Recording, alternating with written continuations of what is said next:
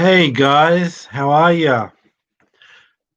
Are you ready for your quarterfinal preview of the French Open 2020?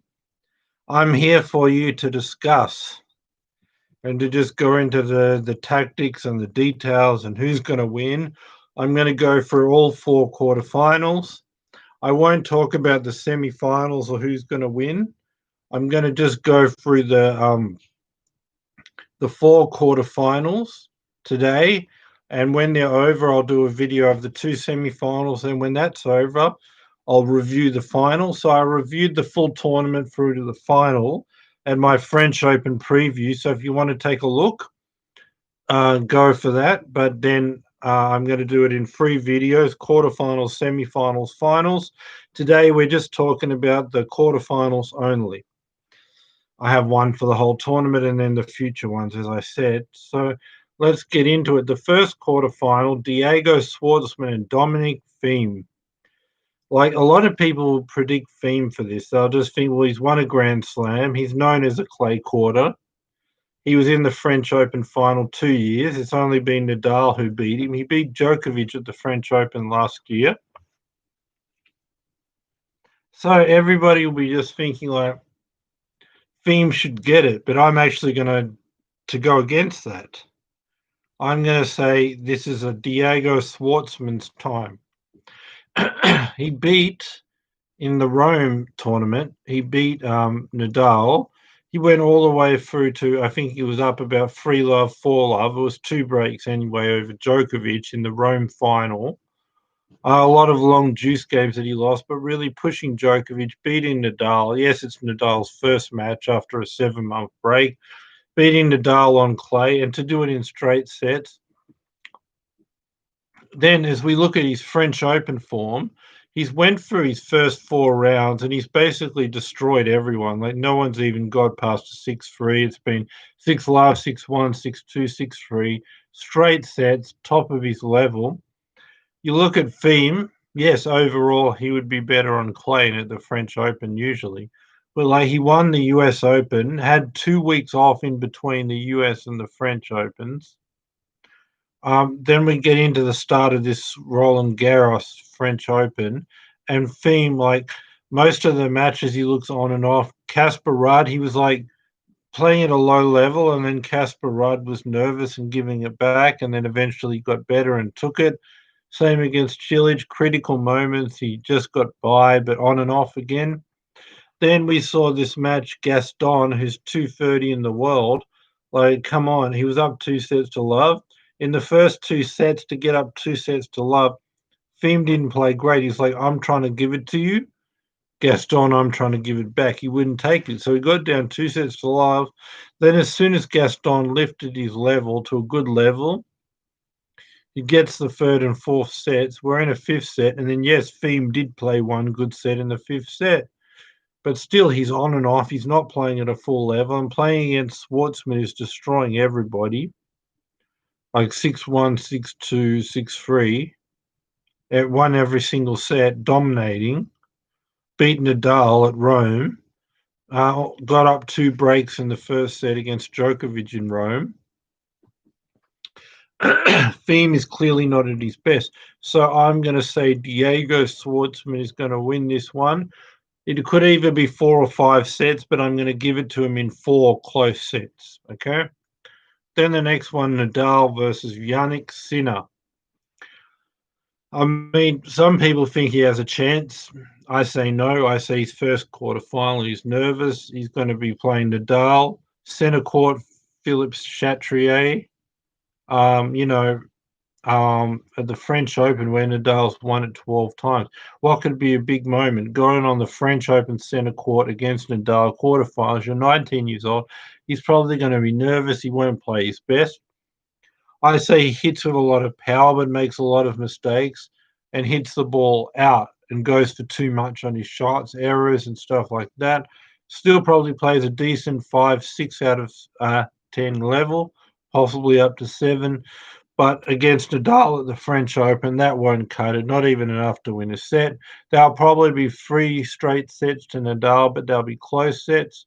I expect Sinner to play a decent level, but not great level, and not as good as he's been because of the occasion. I expect Nadal to be an absolute French Open best level. What's won 12 French Opens, and just to run over the top of this guy. But I think because Sinner's quite good, he's not lost a set yet.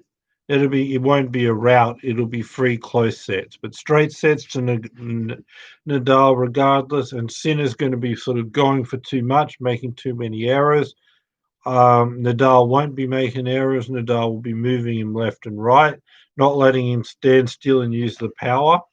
And he won't want to get in rallies. He'll just want to go for it, which will cause a lot of errors. But Nadal will move him left to right, like he did in his 4th round match against the opponent there, who was a big, tall guy, and expose his movement. So he'll be getting a lot of forced errors, being pushed left to right. Won't be able to just stand still in the middle and use his power.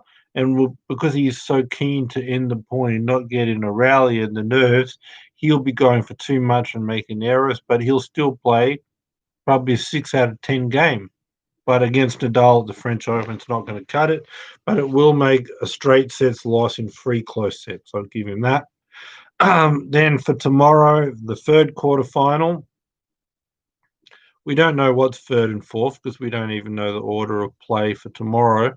So I'm just going to have to say we'll go for Djokovic against Pablo Carreño Busta. These guys played in the 4th round of the US Open.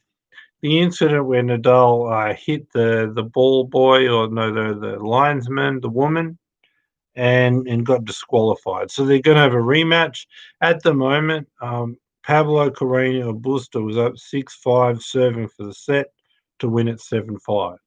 So even though we say, okay, it's a disqualification, it's not about his level. Well, when I talk about his level, it is 6-5. What they did play, he was up a break, and he was serving for, and probably would have went up a set. 1 set to love, then we don't know. We do know that Djokovic is good under pressure. So there's that. So there's a chance he would have come back. Pablo Carreño Busta is from Spain. I'd assume he'd be better on the clay court. So it'd be an even harder challenge. Djokovic would rather be on a hard court too. So, but still, I mean, I'm sort of tossing up. It's either going to be 3 close sets like Nadal's one, or 4 sets. Probably more likely 4. But just because Khachanov, played quite a good level and couldn't get a set from Djokovic, I'm going to say Pablo can't. But I'm really borderline if it'll be a 4 for straight sets, okay? But I'll say 3 close sets again. Djokovic over Pablo Carreño Busta. It's going to be long rallies. I just see Djokovic is going to move him around. They're going to do all the same things: consistency, speed, good defense, but it's just going to be Djokovic is going to control more points. And it could just come in these 3 close sets. Every set is just a couple of points here and there. And Djokovic is just that much better in general and just that much better on the important points. And the total points won, he may win only 5 more or 6 more, but he's going to get it in straight sets, 3 close sets. They're going to do the same thing: consistency, good rallying, no errors, good defense. Djokovic is going to have that bit more power and good placement on his shots to sort of control the point and move Carreño or Busta and have control of those rallies. By having better placement and more power on his shots, we'll sort of have him controlling more of those points. And that'll just be the slight difference. And then the better temperament, better under pressure, is going to give him this one in 3 close sets. But I wouldn't be surprised if it goes 4. And it's just going to be a lot of long rallies. But Djokovic, I say, controls more of the rallies and is better under pressure. And maybe a bit better return of serve, can maybe attack some of Pablo Carreño Busta's second serves. So I'm going to give it to Djokovic to move through to the semi-finals, but it'll be close. But he may not quite sneak through to get that 1 set. He may. If it does, it'll be only 1. But the problem is if the 2 rallies go, the guy who has more power that's going to be in control, then you have no plan B. You're just a rallier, but you'll lose him because The other guy's a rallier, but he's moving you around, and you're a rallier, but you're being moved around in the long rallies. So it's long rallies where one guy's more in control and the other guy's not. That's the way I just see this one. Also, Djokovic does a better serve, better ability to attack on the second serve return and start the point ahead from those two areas. In addition to more power in the rallies, better placement to move the opponent around. So that's that one. Now we're going to move to the fourth and final quarterfinal, which is going to be the closest one of all. Tsitsipas against Rublev. Like we saw these guys in the final in Hamburg. Rublev won the first set. Tsitsipas came back and lifted his level and got the second set. Rublev then Tsitsipas was up a break in the third. I believe he was 5-4, serving it out, right? Then Rublev, down 5-4, breaks back for 5-all, held serve 6-5, breaks again for 7-5. So it's just going to be on that fine line. I say this one goes the full 5 sets. You know, I would say that Tsitsipas would lose because he's really been bad under pressure. You know, like the US Open, he was up, 2-1 and 5-1 or something, threw it away. The Hamburg final, serving it out, threw it away. So if it's close, you would go against Tsitsipas. I don't know. I just have a feeling that Tsitsipas is really determined. Maybe he's just playing a little bit better than Rublev. So I'm going to give it to Tsitsipas. So what are the keys to this match? Rublev is going to want to control the points and get into long rallies where he's sort of using power and moving Tsitsipas around. And because Tsitsipas is not quite as fast or as good on the move, just having these long rallies where you're really powerful in the rallies, making Tsitsipas move and being defensive on the move. Tsitsipas is not good at that, so Rublev will want that. Tsitsipas will want to attack from the serve, the forehand, take control, shorten the point, come to the net, end it, not allow these rallies to, and like because he's a powerful guy, more of a Federer style, shorten the points and come into the net and finish, and always have a Rublev out of position. He doesn't really have time, can't really get in the rallies, and all of this type of things. That's Tsitsipas's style, bigger serve, attacking Rublev's second serve on the return of serve, and just always the attacking shots, pushing Rublev back, coming in, finish it off. Whereas Rublev's like, draw him into the long rallies, use your power in the long rallies, move Tsitsipas around, and then moving around Tsitsipas in defense, can't really attack. That's a weak situation for him. So that's both going to be going back and forth, trying what they want to do is using those tactics, but Tsitsipas is going to get it in a fifth set. One more thing back to the Nadal Sinner one. I just see that Nadal would just like to get him in long rallies, same as what Rublev would in that one.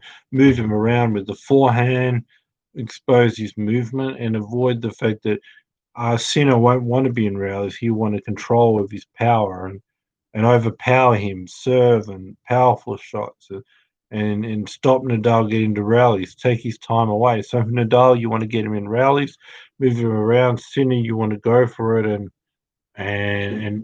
not have those long rallies and just overpower him with a serve, attacking a shot, coming to the net, and then all of that. So that's that one. And I just didn't really go into the tactics for Schwartzman and Thiem.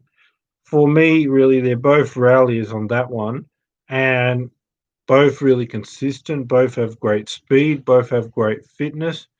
Thiem has a bigger power on both the forehand and backhand. So normally you would say like both guys are going to be consistent. Both guys are going to be fast. Both guys are good at staying in rallies. Great defense, but Thiem just has that bit extra power, particularly on the forehand, to finish points and end points and control the rallies and move Schwartzman around and get him out of position.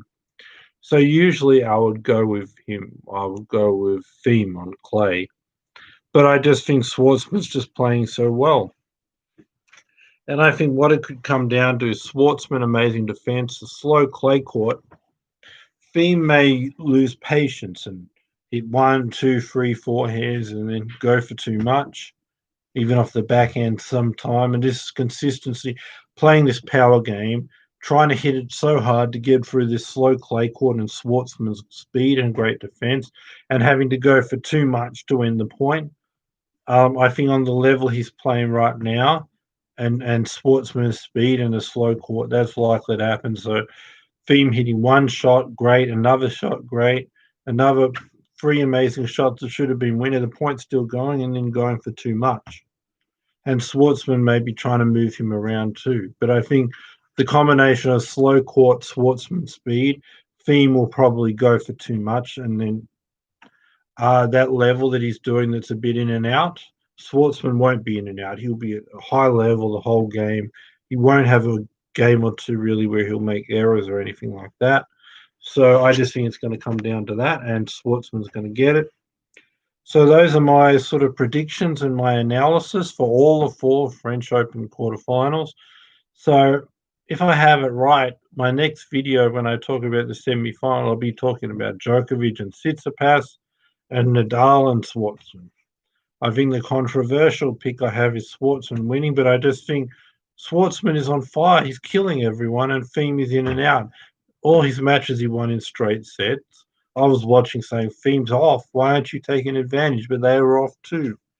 And then this other one, same one, Gaston first 2 sets, Thiem off, Gaston off, 2 sets to love. Thiem, Gaston finally reaching a good level, and we saw what happened to Thiem. He lost those 2 sets. Then the 5th set, Thiem got it. But like just getting it for short periods, 20% of the match is not going to beat Schwartzman. The court's too slow, Schwartzman's too fast, Thiem's too impatient. He's going to go for too much and make some errors in critical times. His level could be a bit in and out. Schwartzman will be on the high level consistently the whole way through, and he's going to take this one. So those are my predictions. That's my analysis. Have a great day and night wherever you are in the world. Please subscribe, give me the thumbs up, the bell notification, and within about 12 to 20 hours after all quarterfinals are done, I'll be uploading on my semi-final preview, and then the final preview after the semi-finals. But yeah, have a great day and night. Subscribe, bell notification, thumbs up, and bye for now. And I can't wait to bring you my semi-final preview. Okay, bye for now. Have a good one.